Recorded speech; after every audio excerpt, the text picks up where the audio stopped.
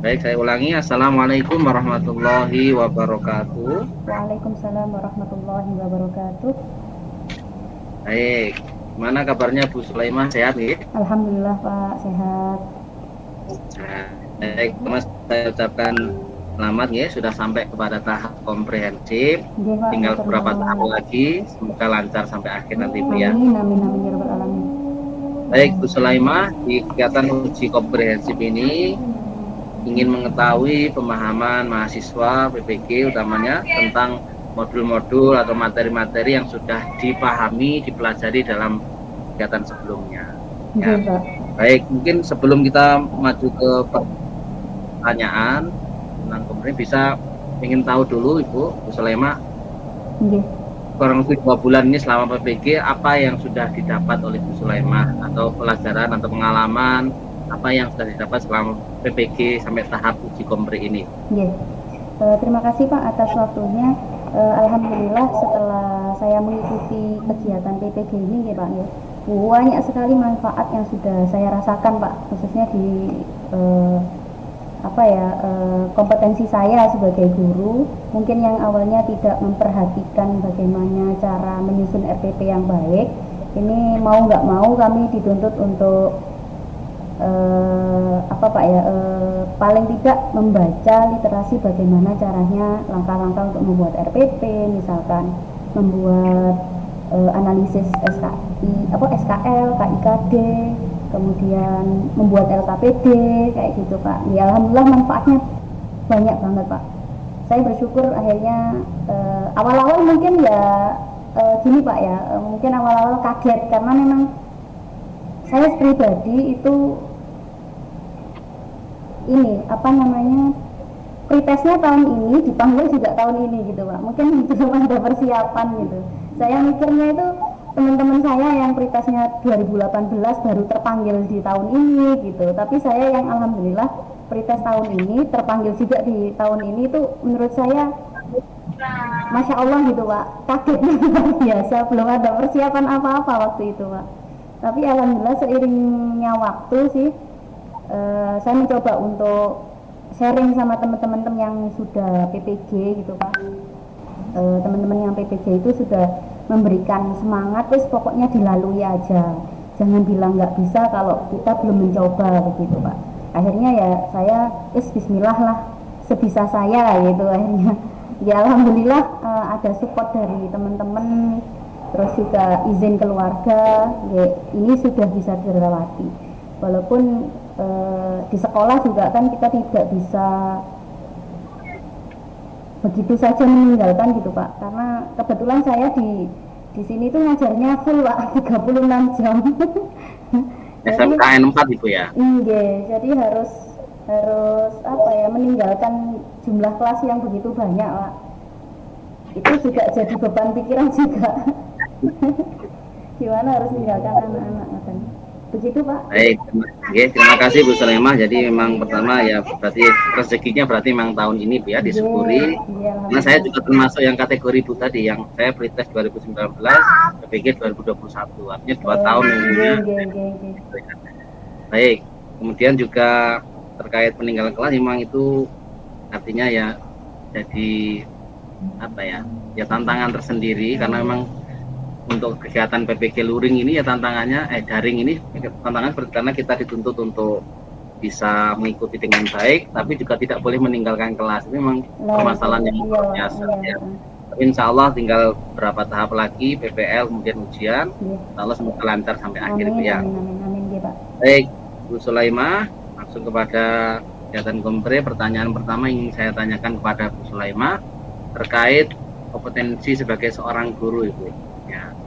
Di modul-modul sudah dijelaskan seorang guru harus memiliki kompetensi apa saja yang harus dimiliki oleh seorang guru PAI Ibu? Oke.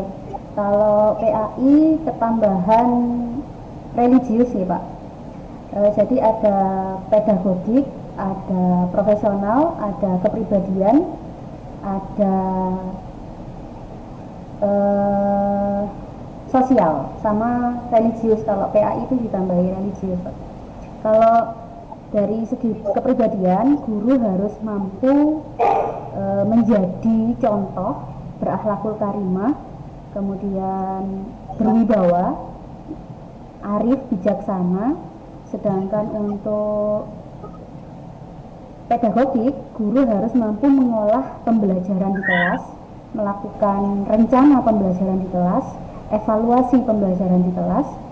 Sedangkan kompetensi sosial, guru dituntut untuk mampu berkomunikasi dan bergaul secara aktif dengan siswa, dengan sesama pendidik, dengan warga di sekolah, orang tua, dan masyarakat sekitar. Untuk yang kemampuan profesional, guru harus mampu menguasai semua materi pembelajaran secara menyeluruh dan mendalam, mungkin dengan bisa menambah kompetensi guru sendiri dengan cara mengikuti seminar, mengikuti pelatihan-pelatihan, termasuk kegiatan yang saat ini saya lalui, yaitu PPG. Kalau religius, guru harus mampu bisa religius dan spiritual ya Pak, harus bisa menjadi contoh, harus bisa menjadi contoh dari segi akhlak, kemudian lebih guru harus wawasan keislamannya harus lebih diperdalam lagi, ya mungkin dengan cara bisa belajar mandiri, bisa cara dengan kita sering mengikuti seminar, workshop, webinar, mungkin seperti itu Pak. Amin. Terima kasih Bu Sulaima, jawabannya luar biasa. Baik, terkait kompetensi, maaf ya ini sambil enggak apa-apa Pak. Terkait kompetensi profesional pedagogi seorang guru, tentunya di sini Bu Sulaima sudah menyusun perangkat pembelajaran utamanya RPP, Bu ya. RPP-nya Bu Sulaima materinya apa Ibu? Mujahadah nafsi, kontrol diri, terus husnuzon sama ukhuwah Islamiyah. Baik, dari materi yang Bu Sulaima ingin ajarkan dalam RPP ini di RPP yang ke-1 saya cek untuk kompetensi dasar dan indikatornya. Untuk yang KI 3 belum ada sepertinya Bu ya. Yang KI 3 aspek pengetahuannya, oh itu saya masukkan di ini Pak, di RPP 3 Pak. Oh di RPP 3 ya. Baik. Kemudian terkait RPP ini, materi mujahadah nafsi ini, pembagian dimensi pengetahuannya seperti apa Ibu? Artinya dalam materi ini, materi bergolong pengetahuan faktual apa, kemudian konseptualnya apa, proseduralnya apa, dan metakognitifnya apa, bisa dijelaskan Ibu? Oke, gini, kalau saya berawal dari faktualnya dulu ya Pak ya. Faktual itu kan sesuatu hal yang ditemukan secara fakta, secara kenyataan. Kalau dari materi saya itu ditemukan anak-anak itu masih belum masih kurang dalam membaca Al-Quran. Itu faktanya di lapangan yang saya temukan. Ada beberapa, ya mungkin dalam satu kelas itu dari 35 siswa yang sudah mahir untuk membaca mungkin sekitar 15 anak mungkin Pak. Sisanya itu masih ya bisa, cuman masih terbata-bata atau bahkan sama sekali nggak bisa. Ada juga yang seperti itu kasusnya Pak. Itu fakta. Kalau konsepnya, konsep itu adalah definisi atau pengertian atau teori-teori tentang keilmuan, tentang ilmu pengetahuan. Kalau yang di saya ini misalkan definisi mujahadah nafsi itu apa, husnuzon itu apa, kemudian ukhuwah itu apa, mungkin konsep-konsepnya seperti itu Pak. Kemudian prosedur itu adalah langkah-langkah yang harus guru atau saya sebagai seorang guru bisa mengatasi bacaan anak ini yang kurang tepat. Itu yang gimana sih langkah-langkahnya. Misalkan dengan cara nanti anak saya bimbing secara mandiri di luar jam mengajar, misalkan seperti itu. Atau bisa dengan saya kelompokkan di kelas itu, misalkan ini yang sudah mahir, ini yang belum mahir, ini yang cukup mahir, misalkan seperti itu. Jadi saya kelompokkan. Jadi nanti bisa anak yang mahir mengajarkan ke temennya yang kurang mahir, seperti itu Pak. Itu langkah prosedurnya. Untuk metakognitif itu adalah peserta didik mampu membangun pengetahuan dan pemikiran secara mandiri atau menggali potensi-potensi yang ada pada diri mereka. Jadi kayak di materi saya itu kan Pak, anak-anak saya tampilkan gambar dan video. Nah mereka menganalisis dari gambar dan video.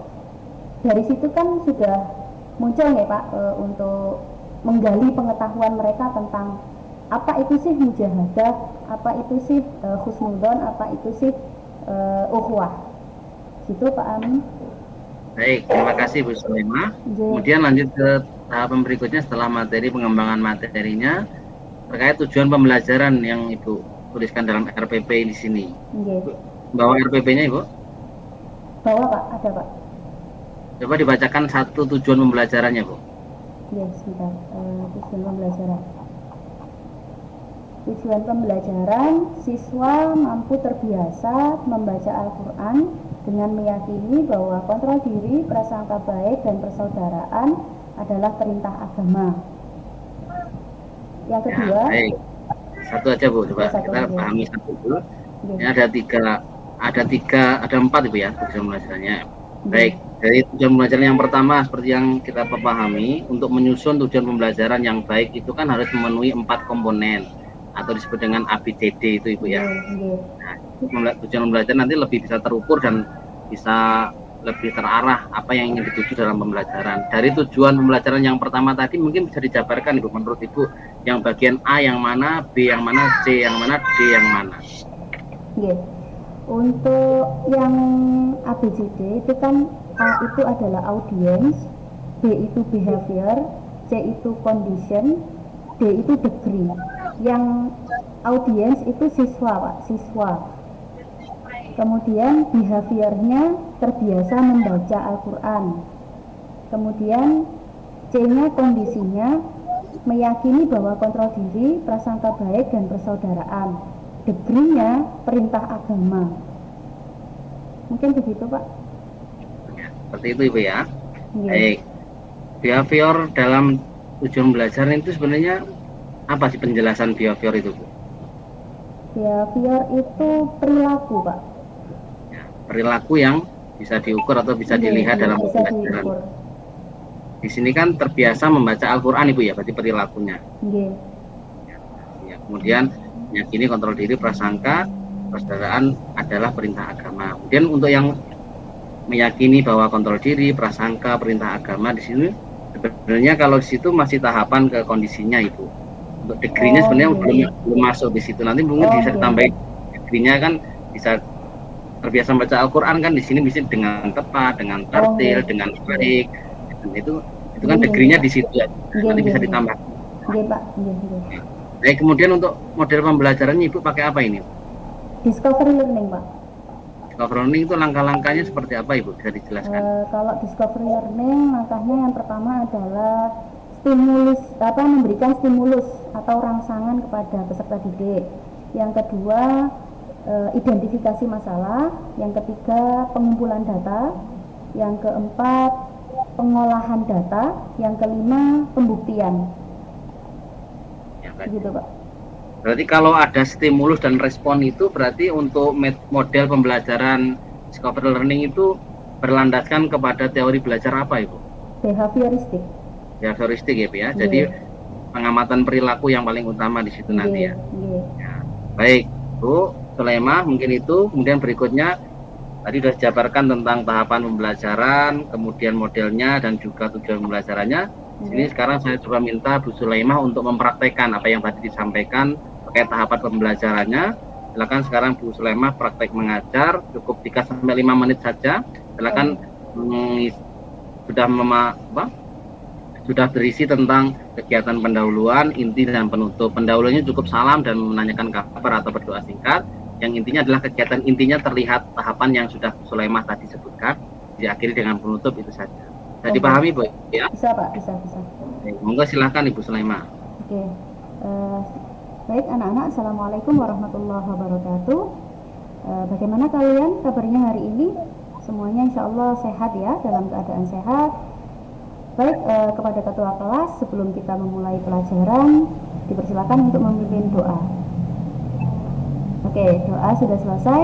Baik anak-anak, sebelum kita memasuki materi pada hari ini, materi kita yang akan kita pelajari adalah tentang mujahadah an-nafsi, husnudzon, dan juga ukhuwah.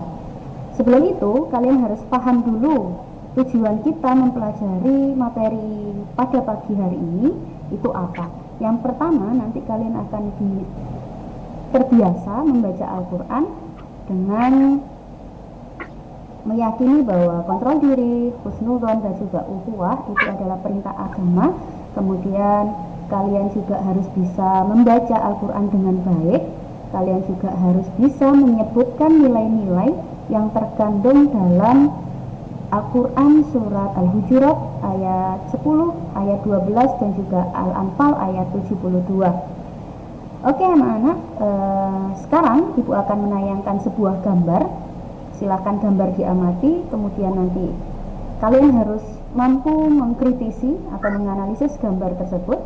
Baik, gambar 1 itu menceritakan tentang apa anak-anak? Oke, baik, bagus sekali. Gambar 2? Oh iya benar, gambar 2 itu tentang husnudzon ya, jadi kita nggak boleh rasan-rasan gitu ya. Yang ketiga tentang tentang ukhuwah. Bagus sekali jawabannya anak-anak. Nah, dari sini kalian paling tidak sudah ada gambaran ya, apa itu mujahadah, apa itu husnudzon, dan apa itu ukhuwah. Baik, Ibu juga akan menayangkan video pembelajaran. Silahkan disimak videonya. Oke, dari video yang sudah Ibu tampilkan di atas,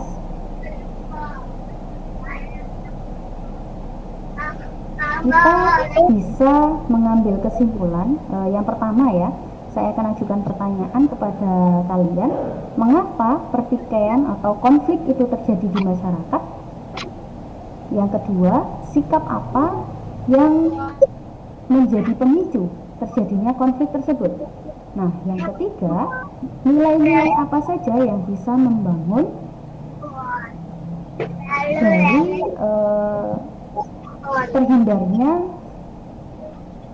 terhindarnya konflik ya.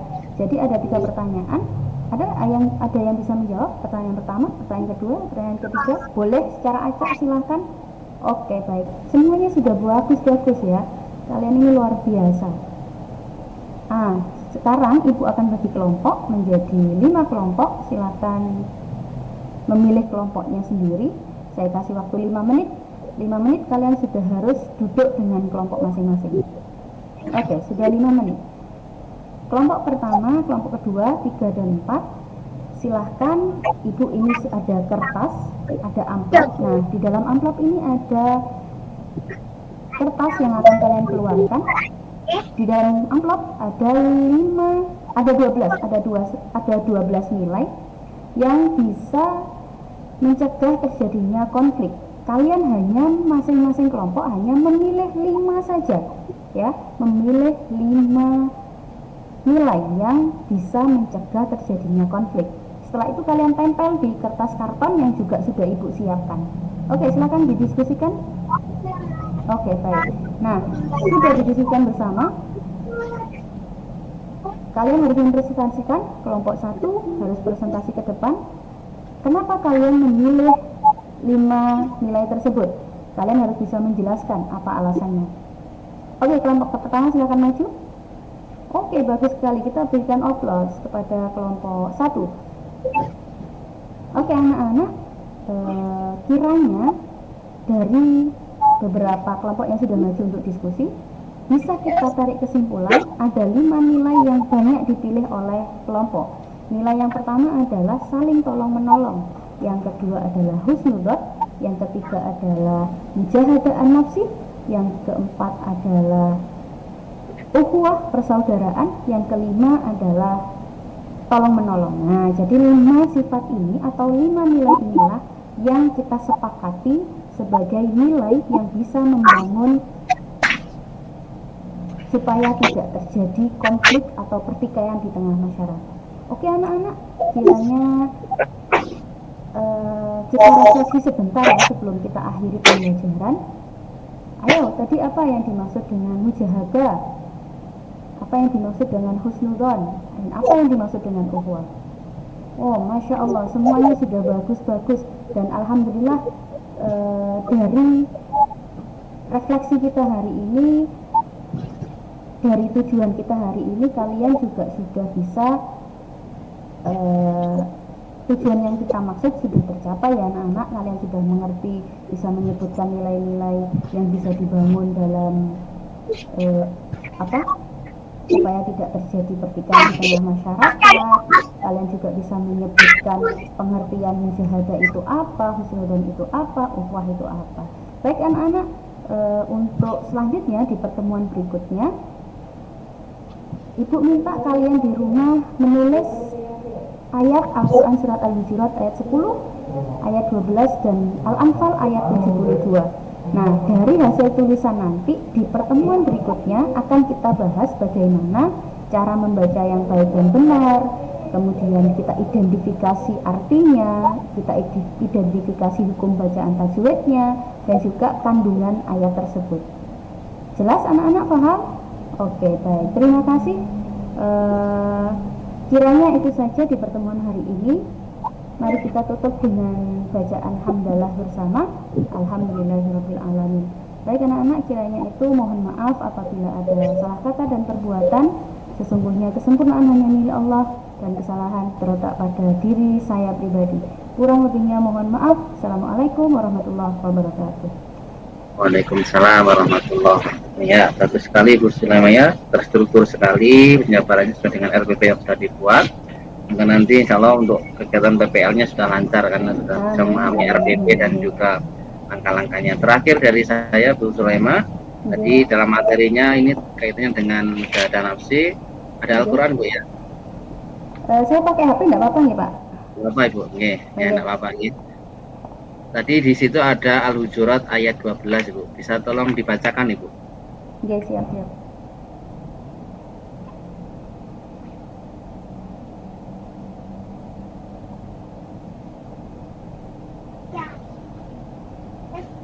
A'udzu billahi minasy syaithanir rajim. Bismillahirrahmanirrahim. Ya ayyuhalladzina amanu ijtanibu katsiran minadh-dhanni inna ba'dadh-dhanni itsm. ولا تجسسوا ولا يغتب بعضكم بعضا أيحب أحدكم أن يأكل لحم أخيه ميتا فكرهتموه واتقوا الله إن الله تواب رحيم صدق الله العظيم. Baik, cukup Bu Sulaima untuk kegiatan uji komprehensif pada hari ini. Semoga dilancarkan menurut tahap berikutnya. Amin. Ini itu dari saya. Terima kasih bisa meninggalkan doa. Assalamualaikum warahmatullahi wabarakatuh. Waalaikumsalam warahmatullahi wabarakatuh. Terima kasih Pak Amin. Ya, sama-sama Ibu.